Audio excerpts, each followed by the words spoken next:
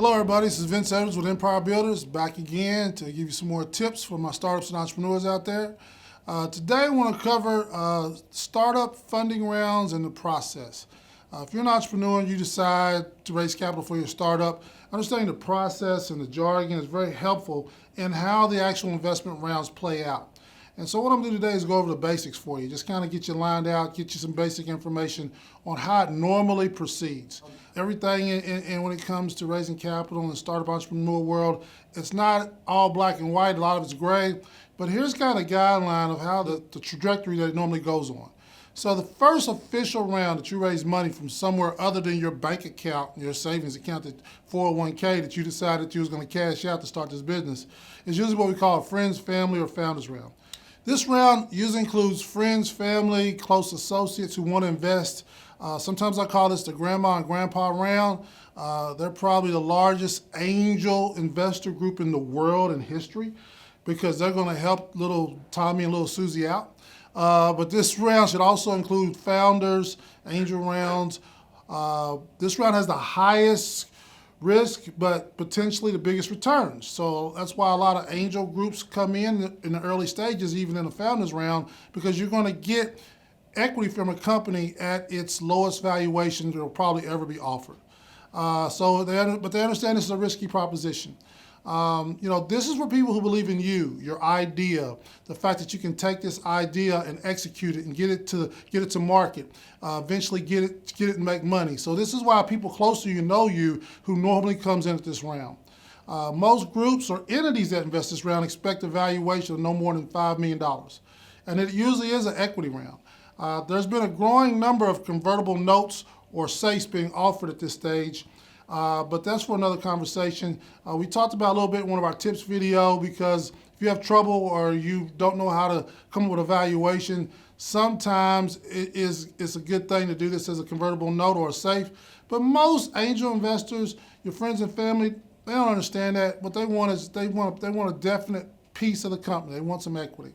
Most of the raises at this level are between $300,000 and $1 million. The goals of each round should be able to get the company to reach a determined milestone with the capital that you've raised without giving away the farm. Again, the goals of each round should be able to take the company to be able to reach a determined milestone, a predetermined milestone that you're going to be able to accomplish with the capital that you're raising. This is very important, and this is very important to remember down the road, because every round you should be able to hit a goal, a milestone with the money that you're raising. That's the whole reason to break this up into rounds and do these in segments, is because people are not going to give you a whole bunch of money not knowing if you can get there. They give you enough money to reach a milestone that makes sense. Very important. Again, you determine the amount of money you're raising for each round based off a predetermined milestone that you hope to achieve by raising this money. This is a great piece for understanding right now, and it's going to be very important when you get to further videos that we'll be talking about how that plays out down the road. The next set of rounds will be called seed rounds. A seed round is really right after an Angels Founders round. It's when you need to raise more money to reach another predetermined milestone, so you're back raising more capital. But more is expected. They expect some traction in where you're taking the product or service. They hope that by then you normally have a developed product or service, or at least a beta version that you can demonstrate what you're trying to do in that seed round. So, this is the next level. At each level of rounds, there's a higher expectation of what you should be able to do and the company should do with your product or service. Some seed round investors are looking even at revenue at this stage, but a lot of times revenue has not really hit the matrix yet for those investors. Valuations are now increased, and raises are now usually between $500K to $5 million. Convertible notes and safes are the prevalent offerings, actually. A lot less equity rounds than seed rounds. These offerings are usually labeled as CA, CB, and so on. Seed rounds are usually invested in by angel investors, smaller investment groups, entities, and of course, the best investors of them all, high net worth individuals who invest. And at a seed round, almost all your investors should be accredited investors. These are intellectually savvy business investors who can stand to have patience and invest this money and therefore they're accredited investors because either they have enough money or they're at a place where they shouldn't, this is where, they don't know you. So they need to be able to invest in you and be able to wait and see what you're able to do with the company and with the product or service. The next set of rounds is called our series rounds. And so after a seed round and sometimes many seed rounds, a company may seek to do what's called a Series A, that's followed by B, C. And the change from seed to series is usually based on two factors. The amount of the raise and a series round is usually almost always an equity round, while seed rounds can either be a convertible note or a safe or equity round. Most series rounds now, Series A rounds, start these days at 10 million. You can sometimes see some done as low as 5 million, but these days, this is when the big boys come in.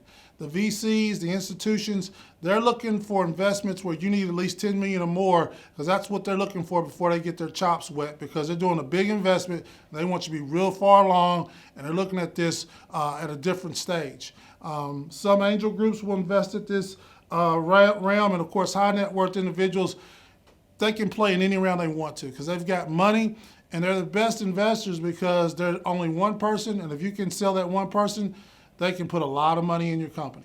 All this information and the process can be superseded, though, by the way. Nothing in the investment world, again, I'll tell you again, is black or white, it's all gray. This is just kind of the guides of how the rounds play out. The interest in your idea, product, or service, the timing, the desires of the investor can allow anything to happen. I mean, if you find the right investor, they may just give you enough money to go from A to Z with your company.